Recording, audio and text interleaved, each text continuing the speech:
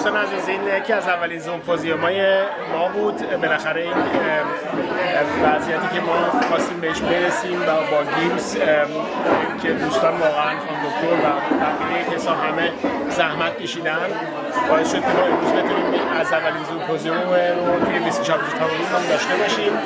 ما چند بار این برنامه‌ریزی رو کرده بودیم ولی به خاطر پاندمی کرونا و مسائل دیگه نتونستیم اینو چیز به قول معروف به پایان برسونیم. حالا امروز روز اولی بود که تونستیم این فانشتالتون رو با انکرینگ لندسنستکما که 6 تا پونکت داشت و اینا خیلی خوب برگزار بکنیم.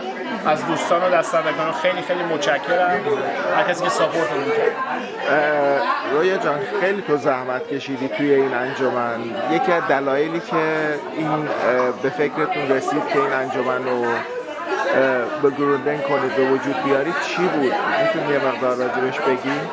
دلیل اصلی که خودم شخصا همیشه از موقعی که شودیرن میکردم توی بیمارستان کار میکردم همیشه یه احساسی بود که دلم میخواست برای هموطنان ایرانی واقعا این انرژی رو میذاشتم و خب این چیزی بود که خالی بود دیگه توی این زمان.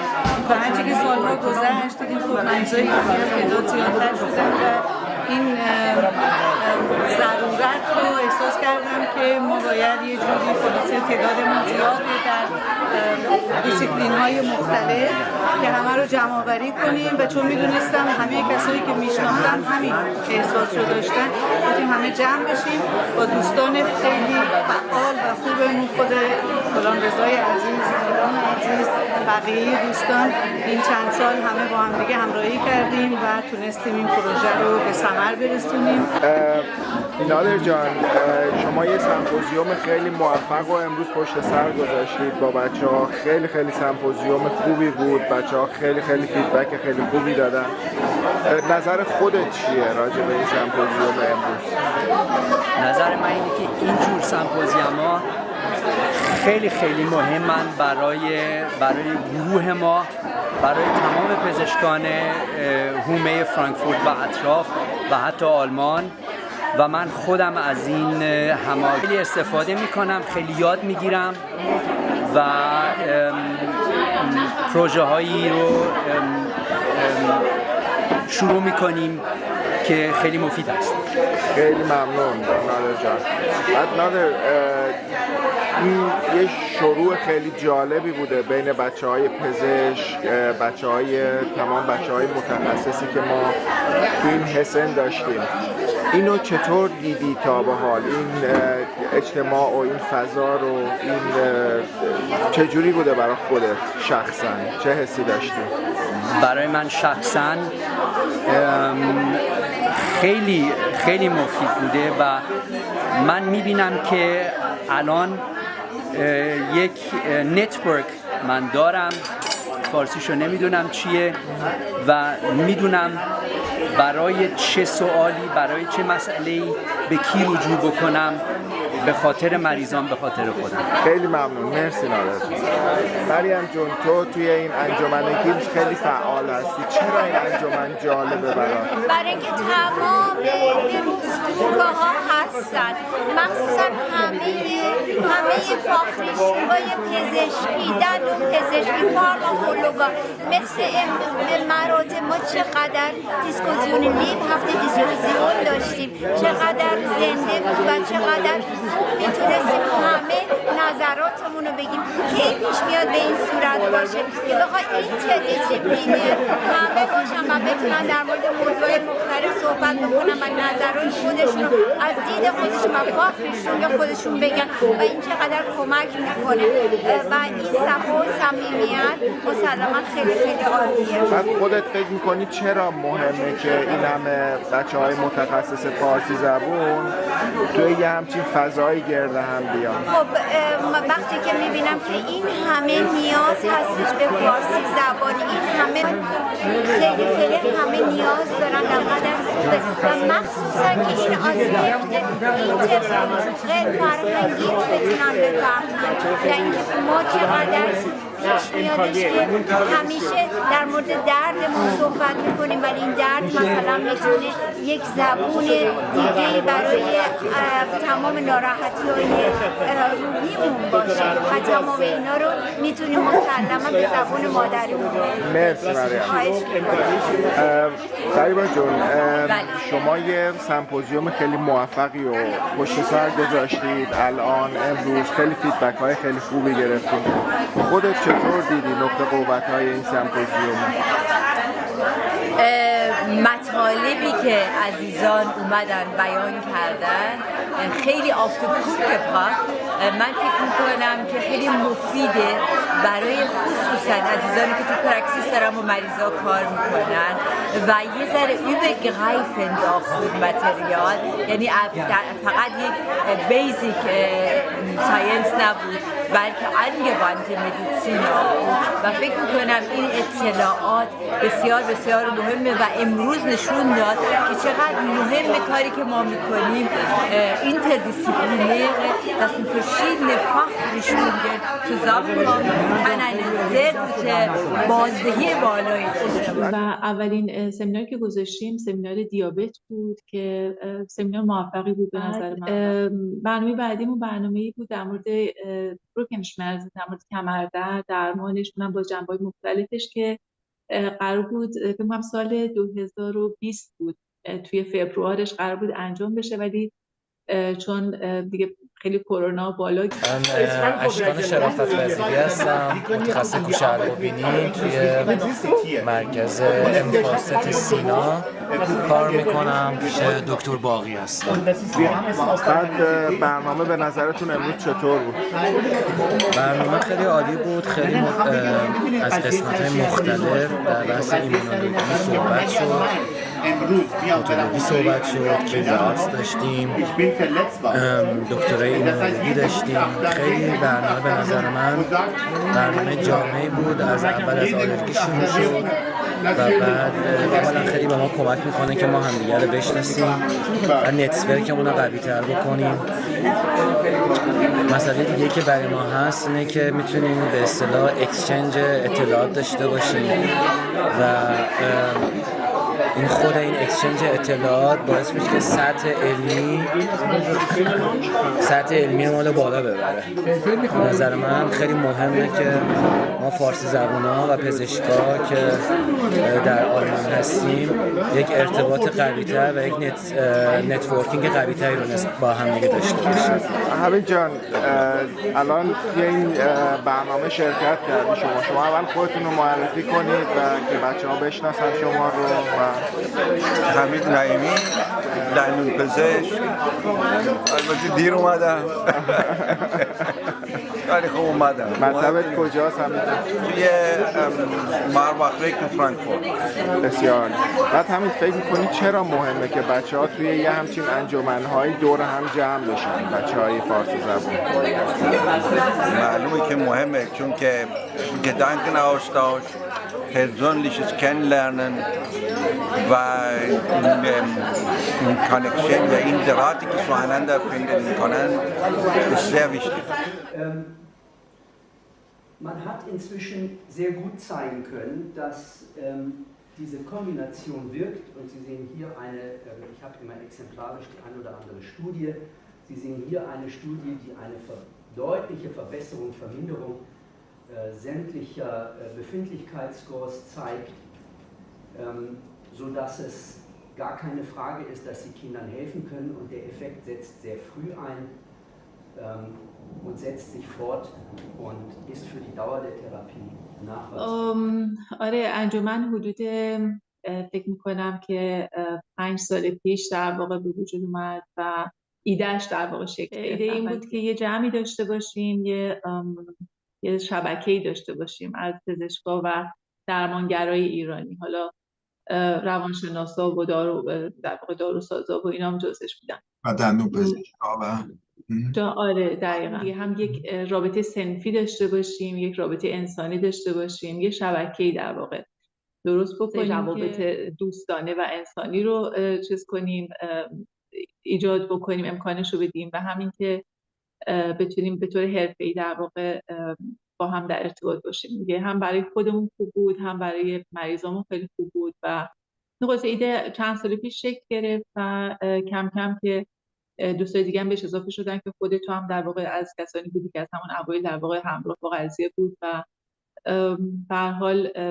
راه پر فراز و نشیبی بود ولی خوب پیش رفت و الانم که از سال پیش فعاین در واقع ثبت شده به طور رسمی و باعث خوشحالی دیگه میشه در واقع کم کم قدم‌های عملی تر برداشت. خودت هم معرفی میکنی کوتاه؟ آره، من شراره کاوندی هستم و متخصص داخلی ام. از سال 2017 هم مطبم در بد هامبورگ هستش که با من پزشک خانواده کار می‌کنم. آقای جون، شما خیلی فعالی تو انجمن گیمز. فکر می‌کنی چرا انجمن گیمز مهمه؟ بودنش، ادامه کارش. انجمن گیمز مهمه به خاطر اینکه اول از همه ماها رو با هم متحد میکنه و به ما این شانس رو میده که توی همین جا خیلی کارهای اساسی با هم دیگه بتونیم دست به دست هم بدیم روی یک کامیونیتی ایرانی برای خودمون تشکیل. من توصیه میکنم که همه افراد در این کامیونیتی و فعاین شرکت کنن و بتونن واقعا مثمر ثمر قرار بگیرن و دست همون بذاریم و این فعاین رو واقعا بزرگتر کنیم، استفاده بیشتری ازش بکنیم. Keep it always simple. Ich will, dass ihr wirklich jeder, egal Mediziner, Nicht-Mediziner oder wer auch immer, ein bisschen was mitnimmt aus diesem Vortrag. Das ist für mich wirklich sehr, sehr wichtig. Deshalb werde ich ein paar Folien einfach, die wirklich ja, in den Grund, auf die Wurzeln gehen, Allergologie werde ich überfliegen. Aber grundsätzlich ist eine überschießende Reaktion unseres Körpers. Das wisst ihr. Wie viele Allergiker gibt es im Saal? Wer hat Allergien? لطفا خودتون رو معرفی کنید. سلام، من شراره مرتضوی هستم. من روان درمانگر هستم. در فرانکفورت مطب دارم. شwerpunktم هم کوگنیتیو فرهنگس تراپی هستش و با بزرگسالا کار میکنم. امروز چطور بود براتون؟ این یکی از سیمپوزیوم‌های گیمز بود. امروز چطور بود؟ به نظر من خیلی جالب بود، با اینکه من خودم مدیسینر نیستم و پزشک نیستم، ولی واقعا برنامه‌ای که گذاشته بودن خیلی برای من اطلاعات کافی و جامعی آورد و کلا تونستم یه دونه تصویری پیدا بکنم از آلرژی، از کارهایی که میشه کرد، چجوری میتونن در واقع اینو رسیدگی کنن، اصلا چجوری تشخیص بدن و چه داروهایی استفاده کنن. خیلی برای من جالب بود. ممنون از برگزار کننده. بعد شما هم توی عضو هستید توی انجمن؟ بله، منم. چرا عضو شدید؟ به خاطر اینکه من دوست دارم با همکارهای ایرانی که از تمام قسمت‌های مختلف در واقع سلامتی هستن و اینها واقعا همکاری کنم و خیلی ازشون میتونم چیزها یاد بگیرم و این همکاری خیلی برای من ارزش. خیلی ممنون. من هومن عرب مطلق هستم. رشته تخصصیم ارتوپدی هستش که حدود الان 25 سال فعالیت میکنم. پروفسور دانشگاه فرانکفورت هم که هستی و شدی و بله من حدود از این مدتی که فعالیت داشتم 20 سالش توی دانشگاه بودم و اونجا خب خیلی علاقه داشتم به کارهای تحقیقاتی و از اون طریق تونستم که هابیلیتاسیون تو این رشته ارتوپدی رو بگیرم و سال پیش هم موفق شدم که این تیتر پروفسوری رو بگیرم که خیلی خودم هم خوشحال شدم چون خیلی برای این کار زحمت کشیدم. معرفی کنید. من افسانه اسدخانی هستم. من مدرسین توی فرانکفورت مطب دارم. امروز برنامه خیلی جالب بود، خیلی اطلاعات خیلی جالب بود که برای کارمون توی مطبم خیلی میتونیم از استفاده بکنیم و اطلاعاتی برای درمان‌های آینده که حالا برای مریضان مشکلاتشون بیشتره و عالی بود. بعد به نظر چرا حضور آدم توی یه همچین انجمن‌های مهمه؟ اولا که از نظر مطالب پزشکی خوردم چیزهای جدیدی یاد میگیره، درمانهای جدید و همین هم که با همکاران مخصوصا همکاران ایرانی آشنا بشیم، میتونیم با هم دیگه بهتر کار بکنیم و همکاریمون بهتر و گسترده‌تر بشه. خواهش میکنم. چرا فکر میکنی که مهمه توی یه همچین شبکه هایی و توی یه همچین انجمن هایی ما دور هم جمع بشیم؟ خب ببین، همه ما تقریبا تا اونجایی که من همکاران رو میشناسم یه تاریخچه خیلی شکل همی رو داریم.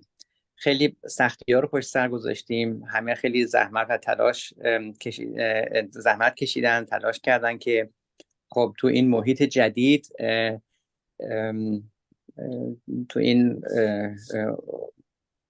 دور از وطنشون برای اون کارشون زحمت بکشن، زندگیشون رو درست بکنن و فکر میکنم این انجمن‌ها، این با هم بودن‌ها بتونه کمک بکنه، هم همدیگر رو به همدیگه ما بتونیم کمک بکنیم و هم به کسان دیگه که این راه ها هنوز جلو در پیش دارن به اونا هم بتونیم کمک بکنیم.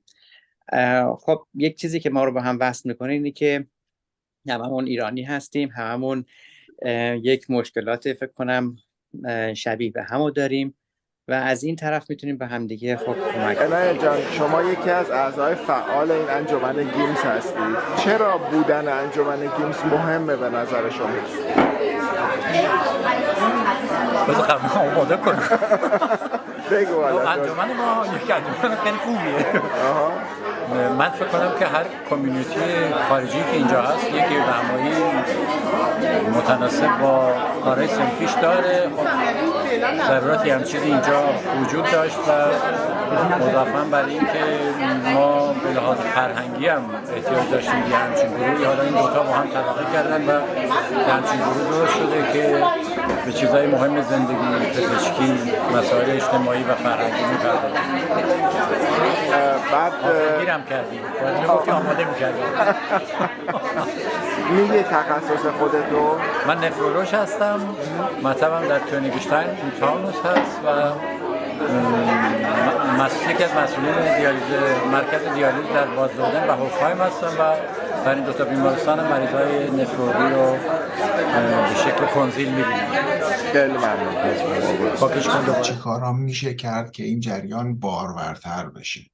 یکی از کارهایی که حتما باید انجام بشه اینه که ارتباط بین همکارا رو اول از همه بیشتر کرد که اصلا بدونیم کیا هستن. خیلی خوش آمدید به این سینا لانچ و خیلی ممنونم که واقعا این روز قشنگ رو کلا همه برای همدیگه درست کردیم. استپارتش خیلی خوب بود، خیلی موفقیت آمیز بود، ما رزونانس خیلی خوبی داشتیم و ممنونم از یکایک که حالا اومدن.